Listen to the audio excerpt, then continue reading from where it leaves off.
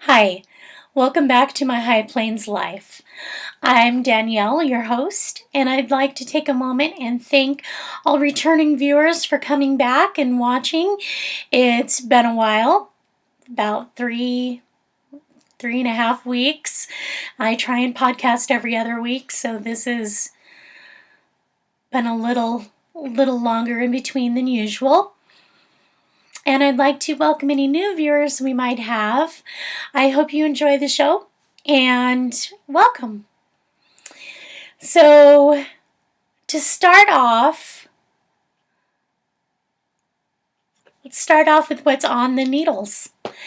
Nothing much. I've been trying to be pretty monogamous. My travel knitting has been my vanilla socks, toe up,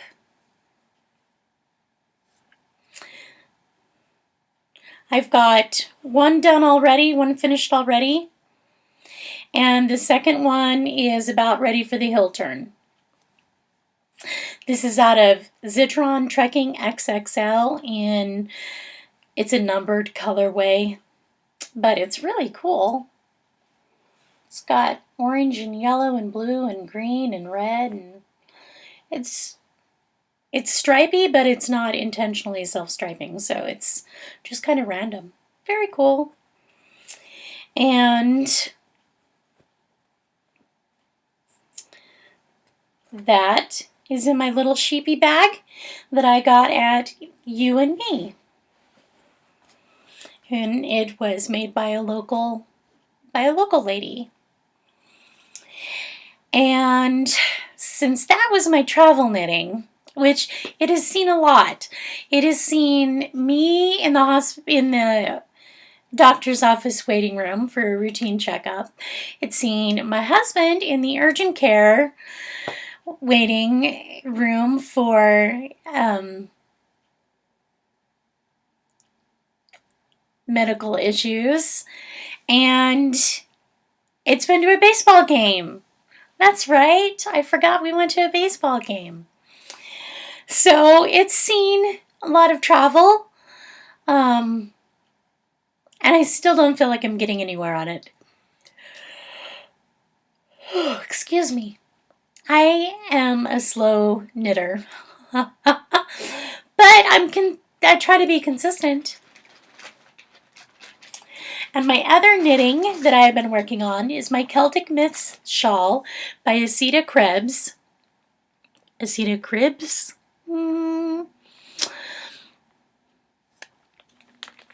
And I'm doing the fingering weight version. Sorry for the crinkling. It's still in my bag. So, last time I showed you, yay,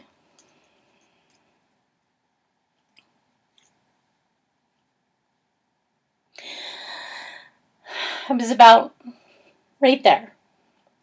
So I've gotten a good 4 or 5 inches done, and the rows are getting longer and longer. And I think I'm about happy with the depth. That was my dog. Sorry. But the pattern says for custom size, the bigger you make it, it goes from using 60% in the border and 40% in the shawl to more of a 50-50 ratio. So I'm going to try and get through half, just less than half of this skein before I switch to the border. I did go ahead and order another skein of pashmina in the worn denim colorway. I know it won't match exactly, but it'll be in the border.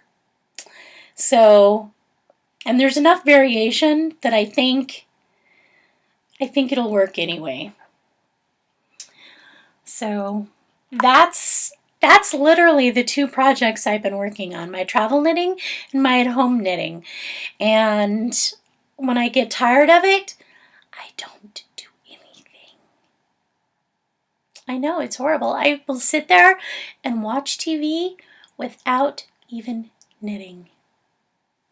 I don't believe myself either, because normally I'm like, what to do if I don't have knitting in my hands? But stockinette gets kind of boring after 12 rows or whatever, long repeats. So that's all the knitting I've been doing. I have not been stocking anything because I've been trying to finish up those whips. However, the stocking will commence before the end of the month because I am hoping to participate in a couple of CALs. There is Suburban Stitcher, Diane Brown from the Suburban Stitcher podcast is hosting the Around Your Neck CAL, and that starts June 1st, I think, and I really want to participate in that. So I think the stocking of projects will commence. Oh, excuse me. This is part of my problem. I have been so tired lately. I'll get 8, 9, 10 hours of sleep a night, and then I'll still be tired all during the day. I can take a nap and still go to bed at night, which normally I try to not nap during the day because I don't want it to throw off my sleep cycle. But I've been so tired recently that I just do. And that has some to do with my depression, and some of it just, I think, with the change in seasons, as my allergies increase, I think that affects my sleep patterns. Who knows? But, so I apologize for yawning. All that just to say I apologize for yawning. Sorry. That is all for on the needles. I do have some stuff for under the needles. I have, for my first Thursday mystery block that I go to every first Thursday of the month, I have finished one of 2 squares. This is the Missouri Star Square, because if you can see the modified, it's basically a modified 9 patch. If you can see, they form a secondary pattern with the star in the center. So that's pretty scrappy, and I like it. I like things that make secondary patterns. It's very cool. And I think I did very good on this with the seams. One of the things when you have points, here I'll show you, in case you wanted to learn a little about quilting, is you don't want them floating, which means the point ends and then you have background fabric showing, but you don't want them cut off either, which means you chop off your point. And there, I did a very good job. I also did a very good job there.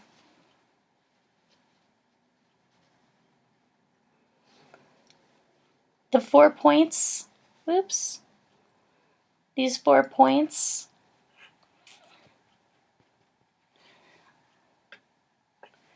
all turned out very well, and that's one thing that you look for when you're matching up your pieces and stitching them together, is you try and cross that stitching line the exact point so that you get your good points. That's this quilting lesson for today. Thank you for participating. So that's all I have for my first Thursday, the mystery quilt. I do have more quilt blocks done for my cousin Nicole's wedding quilt. These are all 9-inch blocks. I have 2 of these blocks.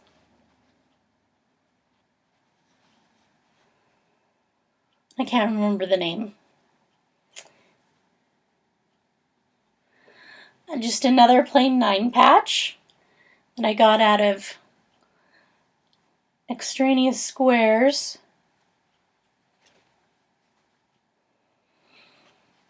I like this one. There's flying geese. Flying geese are what this little block section is called. The triangle with the 2 wings on it. It's called a flying geese. So this is a flying geese. This is a flying geese. Flying geese. Flying geese. Etc.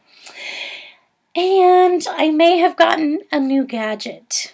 That's right, quilters have gadgets too. We have quilting rulers. And this is called the wing clipper.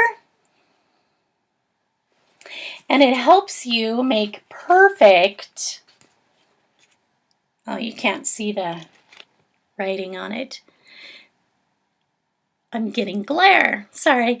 It helps you make perfect flying geese units. Yay, because who doesn't want perfect blocks? So there's that block with my handy dandy new ruler. And then there's this block. And this is a variation on the shoe fly block.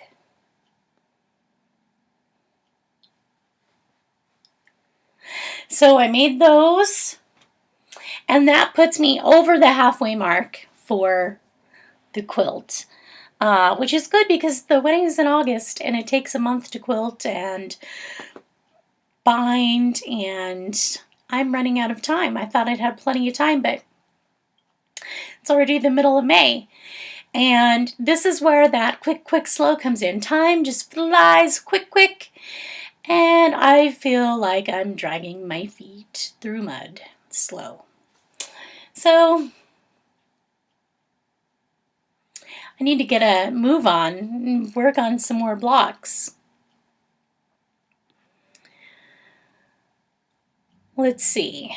That's all I have for under the needle. In the garden, the landscaper has finished and the sod looks great. The mulch looks great. Perennials are planted. I got 1-gallon pots. The plants were not as big as I had hoped they'd be. Some of that just has to do with getting them so early in the season. And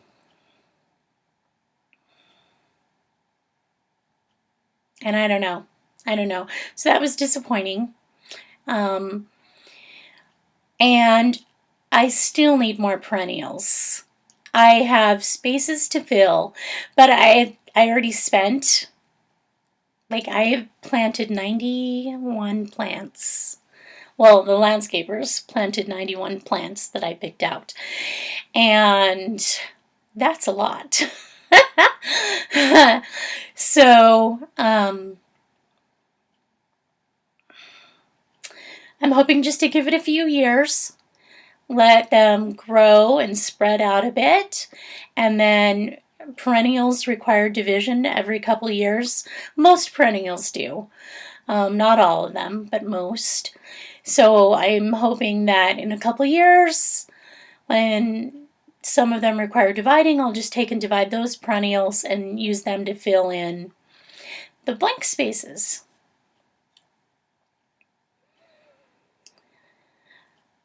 I have already picked the rhubarb. I need to pick it again. My hops are vining already. I need to get out there and trellis them, and maybe that's what I'll do this afternoon, is to clip off. For hops, you pick the strongest three or four bines. They're called bines, B-I-N-E-S. That's just a name for each sprout, each little vine sprout. And you pick the strongest 3 or 4 of them and clip all the others, and then let those 3 or 4 grow and trellis up. And they're already almost 2 feet long, in some 1.5 to 2 feet long. So I really need to get out there and trellis them. In the bee yard, I told you last time the bees were alive. Well, one of those hives has died out. I went out with Jason and Sarah to do a hive inspection, and the hive that had the low population of bees last time didn't make it. We have had snow since I checked them, like a foot of snow, and the temperature has dropped. So my assumption is they didn't have a large enough cluster to keep the brood warm and keep the cluster itself warm, and they just died because they did not show signs of starvation. They still had plenty of honey in the hive, and they weren't stuck head in the cells. If you see dead bees and their head in the cells with their butts sticking out, that generally means they starved to death. Because they're digging in the cells looking for honey.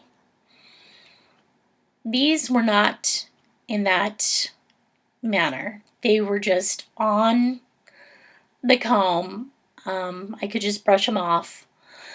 And it was a very small cluster, like maybe baseball size, on a couple frames. And that's it. So that hive did not make it.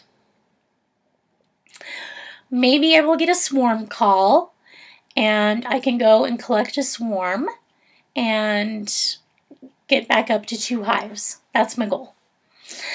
The second hive, bees still flying, looking good, decent population, till we started digging into it. There was no new brood that we saw. There was capped brood, but we saw no new brood or larva, no eggs or larvae. Jason did spot the queen, so we saw the queen. She looks like she either is unmated yet, hasn't done her mating flight, or did not get mated well. Her abdomen is not very large. And apparently a large abdomen is a sign of a good mating. Who knew? So we kept going through the frames, and we saw swarm cells. They are peanut-shaped cells. I will try to insert a picture here.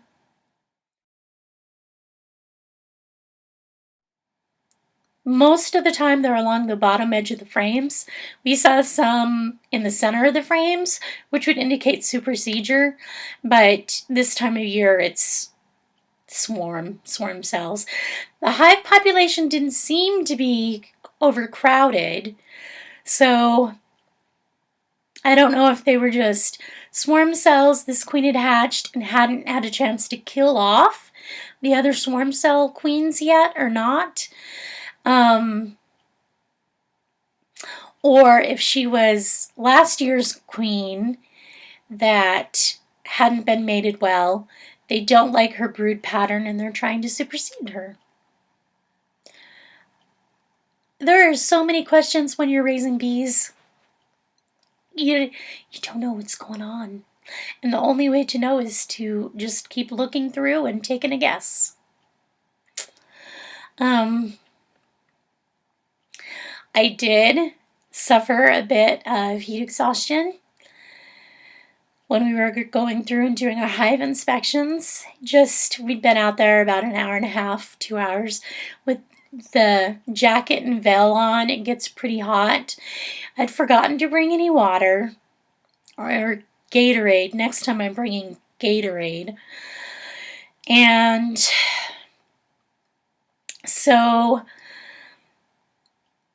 I made it back to the car with the first arm load, and then it just hit me really strong. So thank God Sarah and Jason were there, because Sarah ended up bringing me back to my house so I could get some water, and Jason ended up packing everything up and hauling it to my house for me. So very, very grateful and thankful to Sarah and Jason for that. Thanks, guys. Hopefully next time you don't have to do all the work. I pulled a lot of honey. which is why I know that first hive didn't starve. Neither hive is starving. I pulled a lot of honey.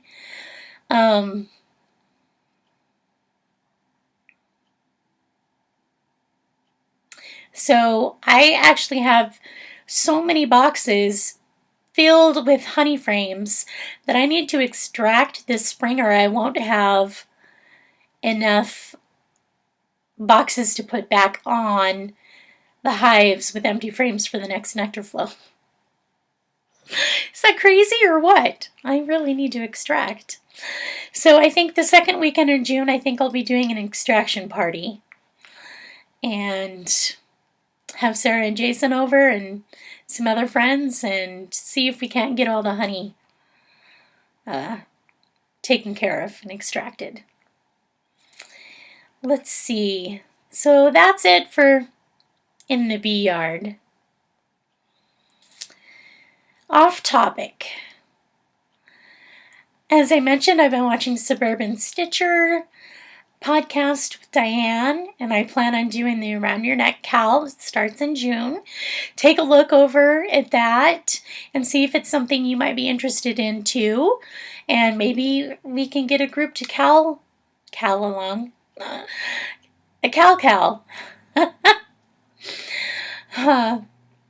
Together this summer. May is flying by so fast. It's just flying quick. Can't even see it. And last thing I knew, it was the 1st of May and snowing, and then it was Mother's Day and Derby Day, and then, oh yeah, we had Derby Day. Friends and family celebrate the Kentucky Derby every day, I wish, every year, with some bourbon, mint juleps, and derby pie. And that was a lot of fun. And that was kind of my it for this year. It for that week. So we ended up putting Mother's Day off till this Sunday. So yes, we can do that. We just, say we're not cooking dinner for you until then. So you just have to deal. And that's okay. It's like spreading it out.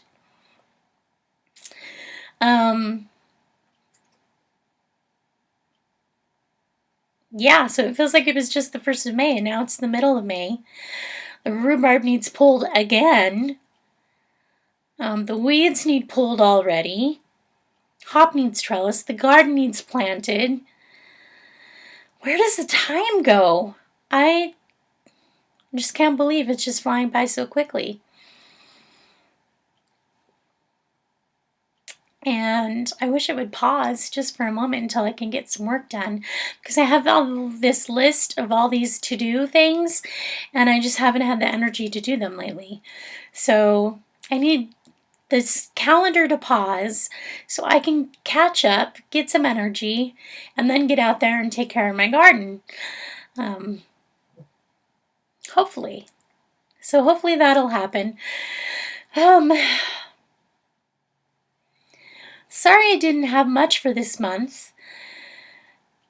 I have been too tired to really do anything. So hopefully in 2 weeks I'll have a lot more to tell you.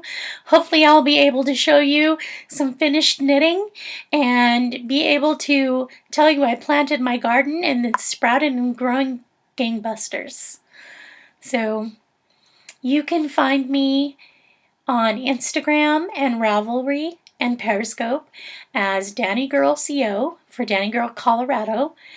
And show notes can be found at www.myhighplainslife.blogspot.com. Thanks for watching. Bye.